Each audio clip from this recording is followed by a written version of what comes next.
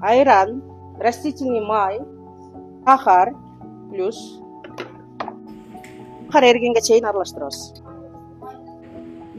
Эми сухой сместерди салып чыгарыш кыйын болуп калат да. Аз-аздан 5-тен 6-дан бул 20-25 минутта. Аны күйгүзүп атабыз, уксусная вода менен.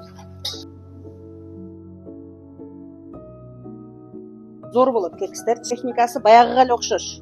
10 минутта колдо аралаштырабыз. Жарымын эле сала көп.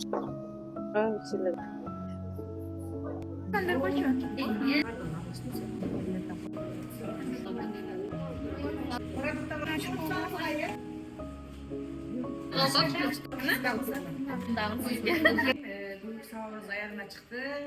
Менин группам аябай активдүү экен. Кыздар кандай болуп сабактар?